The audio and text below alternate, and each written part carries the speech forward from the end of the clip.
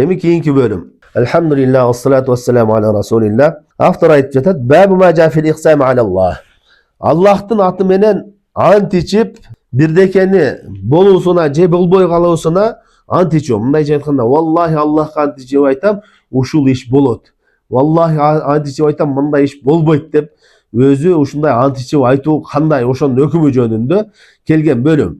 Бул бөлүм дагы эки бөлүктөн турат, эки түрдүү болот. Биринчиси Аллах Таала жөнүндө жакшы ойлоп, Аллах жөнүндө жакшы үмүт кылып, касам иче турган болсо, таква адамдар касам иче турган болсо, ал иншалла боло турган иш. Мисалы үчүн бир адам таквачылык кылды, жакшы, анан мусулмандардын абалын көрүп атат. Аябай жакшы, таква, ошо шариатта талап кылынгандай алар аткарышып атат бир ибадаттарды. Ошондо ал адам не көрүп туруп, абалды көрүп туруп, иншалла же болсо валлахи ушул иш болот. Мен ишенимим ушунчалык деңгээлде. Же болсо валлахи Аллах Таала бизди кечирет, валлахи Аллах Таала бизге жардам берет деген сыяктуу иче турган болсо, ал эмне? Биринчиден Аллах жөнүндө жакшы ойдо, жакшы үмүттө болуп айтып атат. Экинчиден эмне? Абалды көрүп айтып атат. Абалында Аллах Таала талап кылгандай, Аллах Таала Куранда айтат: "Эн тансуруллаха янсурукум." Эгер Аллахка жардам берсеңер, Аллах Таала силерге жардам берет. "Ва кана хаккан алейна насрул муъминин."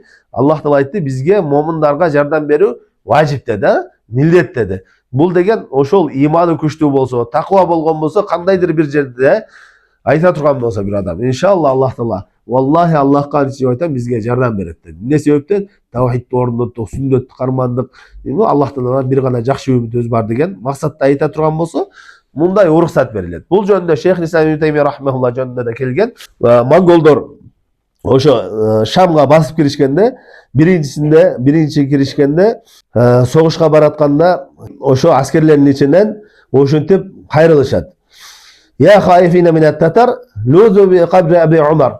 О татарлардан, татар деп Чыңгызхан эмелерин айтат, ошо монголдорду.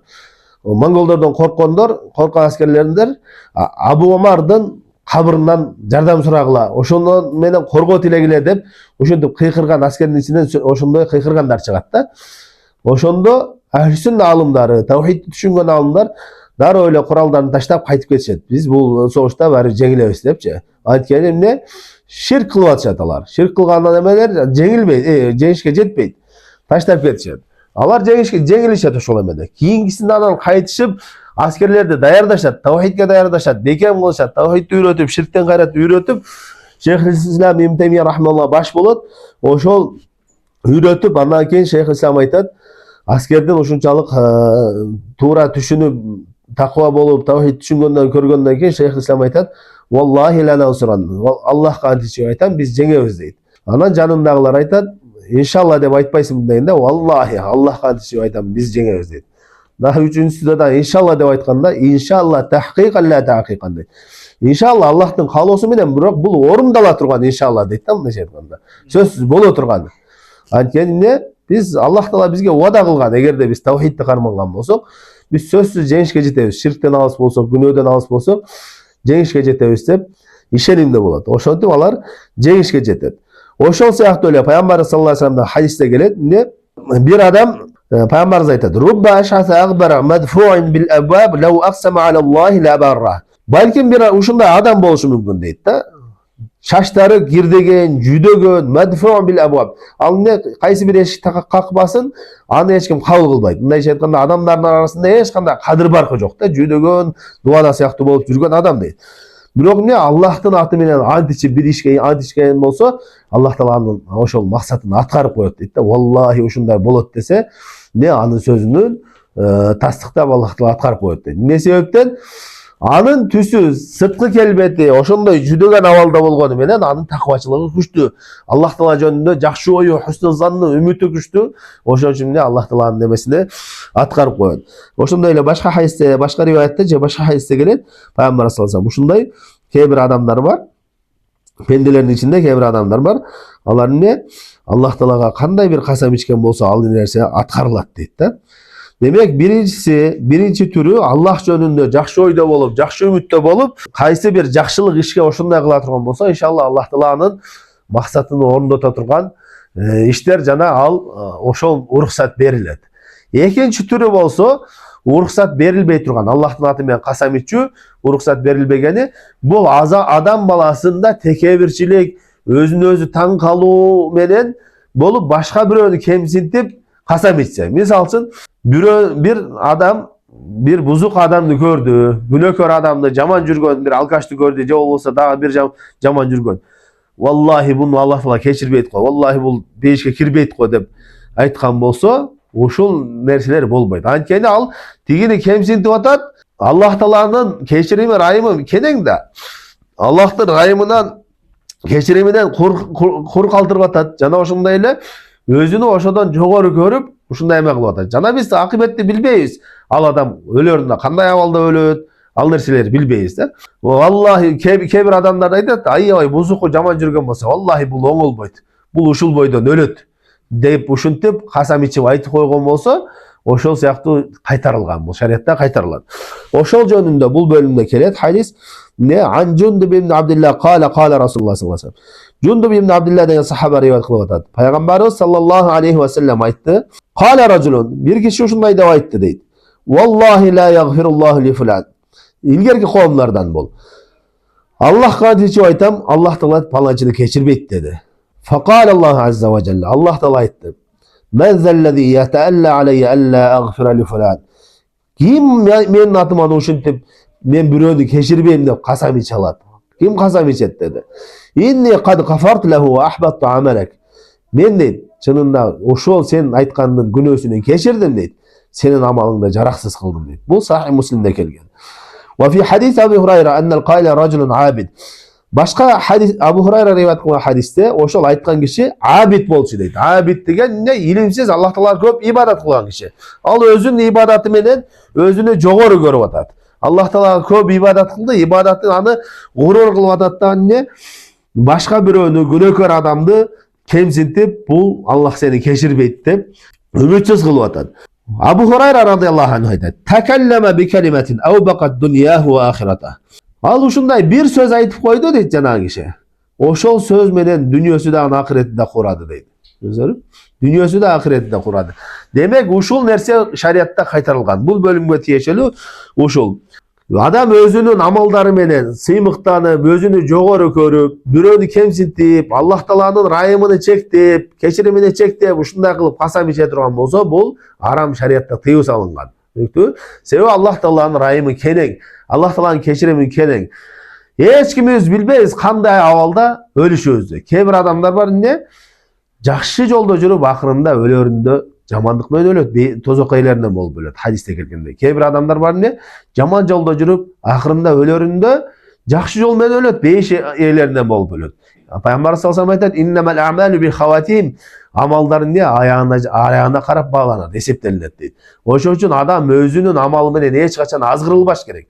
Кээ бир адамдар бар да, кичинекейинен намаз окуп, ибадат кылып жүргөн болсо, шайтан ага ушундай азгырык берет. Мен бул жолдон баягындай аны ачык сөз менен айтпаса да сезимдер менен ушундай жүрөт да.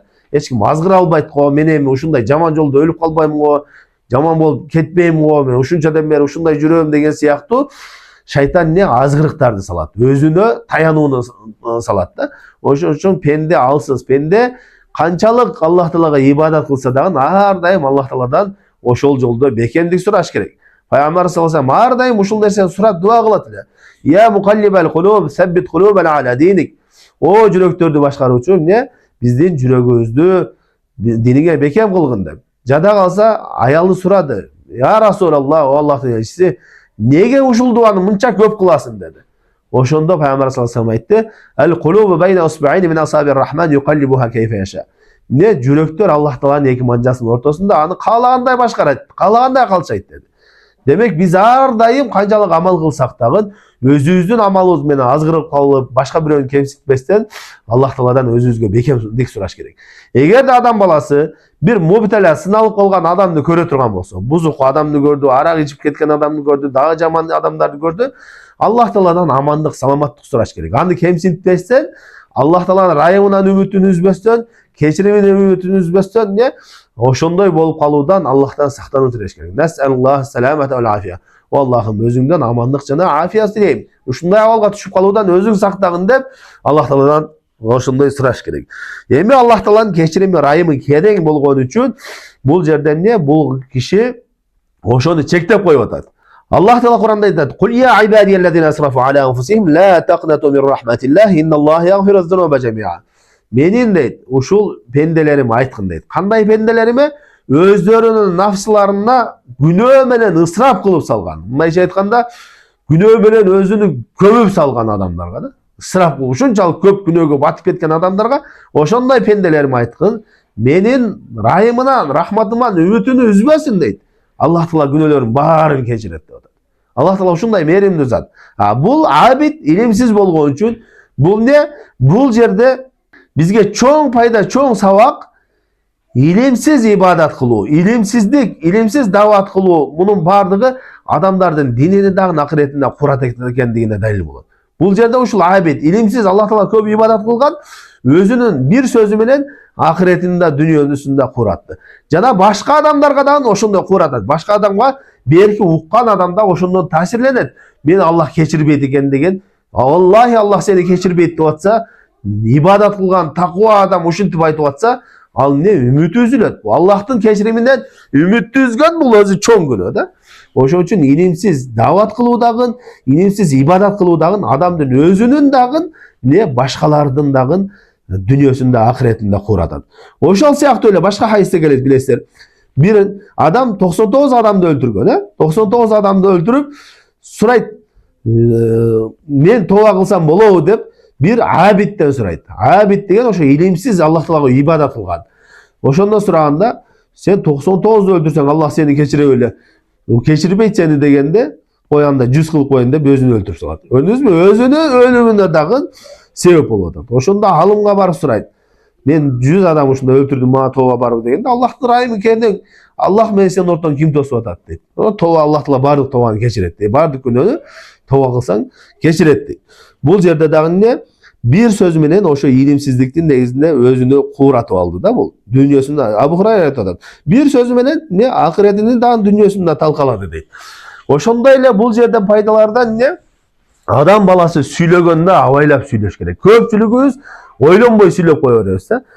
Алымдар айтышат, кайсы нерсе менен тамашалашып ойносоң дагы не диниң менен эч качан ойнобогон дейт. Көпчүлүк баягы динине тиешелүү, Аллах Таалага байланыштуу сөздөр менен, динге байланыштуу сөздөр менен дагы тамашалашып сүйлөшүп коет да. Аябай коркунучтуу бул, жаман нерсе. Бул нерседен сак болуш керек. Ошон үчүн Пайгамбар саллаллаху алейхи вассалам хадисинде айткан, адам баласы бир сөз айтып коет дейт. Ошол сөз менен не бейиште эң жогорку деңгээлге көтөрүлүп кетет, даражага. Ал сөзгө бирок ал сүйлөгөн учурда көңүл да бурбайт дейт да. Вала юбали дейт. Ал көңүл да бурбай, оюна келди, сүйлөп койду. Бирок Аллах Таала ошол сөз менен ушундай Аллахты разы кыла турган сөз сүйлөдү дейт да. Аллах Таала анын жанында даражасы көтөрүлөт дейт. Ошондой эле бир сөз сүйлөйт, Аллахтын газабын келтире турган сөз сүйлөйт. Ага көңүл да бурбайт, ошол менен тозоктун түбүнө түшүп кетет дейт. Ошон үчүн мусулман адам не сүйлөгөндө сөзүнө тандап, ойлонуп сүйлөгөнгө аракет кылыш керек. Бизде кыргызда айткандай, ойноп сүйлөсөң да ойлоп сүйлө дейт да. Сөз адам баласынын көбүнчө курата турган нерсе сөзү болот, тили болот. Ошон үчүн Пайгамбар саллаллаху алейхи вассалам айтканда, кимде ким мага эки эринин ортосундагы нерсени жана эки бутунун ортосундагы нерсени сактоону кепилдик берсе, мен ага бешке кирүүнү кепилдик берем. Бешке кирүүсүнө гарантия берем деп атам, мындайча айтканда. Тилиңди сактасаң, жыныстык мүчөңдү сактасаң, кепилдик берем деп атам. Анткени бул экөө аябай кыйын сактоочу. Түшүнүктүбү? Адамдардын шахватынан көп азгырылышат, анан тилди сактоо. Тилдин сөзү жок, сүйлөп кое берет. Сактоо кыйын. Ошондой эле адамдардын көпчүлүгү тозокко алып баруучу нерсе көпчүлүк адамдарда ошо тили болот. Ошон үчүн Муаз ибн Жабал радhiyallahu anh пайгамбарыбыздан сурады да. Биз эмне ошо тилибиз менен кылган нерсеге, тилибиз менен сүйлөгөн нерсеге жооп беребизби дегенде пайгамбарыбыз айтты.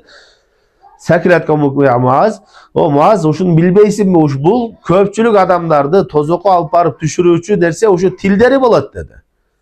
Көпчүлүгүнө түшүрүүчүсү тилдери болот деди. Ошон үчүн мусулман адам тилине сак болуш керек. Бул жерде дагы бул киши айтты, өзү абид, Аллахка көп ибадат кылган, өзүнүн ибадаты менен сыймыктанып, өзүнү кыйын сезет, аужуп деп коет, өзүн өзү сезүү да, мындайча айтканда, ибадаттар менен сыймыктанып кыйын сезүү. Ошентип анан башка күнөөкөр адамды көргөндө, Vallahi la yagfirullah. Allah'a kasam içip aytam, Allah bunu kechirmeydi dedi. Bu ne bolot? Salıştırıp atar. Men uşuncha ibadat kılsam, bu buzuqu bolsa, bu past adamlar, bular kechirilbеш керек деген эме да. Ошон үчүн ne sınalып kalgan, günökör adamları görsek Allah Taala'dan saktanu soraş керек. Allah'ım bularga hidayet ber, bizdi ушундай абалга түшүп калуудан сактагын деп көрүш керек. Бирөөнү кемситпестен. Жана биз амалдарды эч качан ким кандай абалда өлүшүнү билбейбиз. Бузук адам барким өлөрүндө жакшы болуп кететтир. Же жакшы адам өлөрүндө жаман болуп кететтир. Ушул бөлүмгөндөгү негизги маселелер. Ва саллаллаху алейхи ва саллям аля хайр халqi Muhammed ve ala alihi ve sahbihi ecmaîn.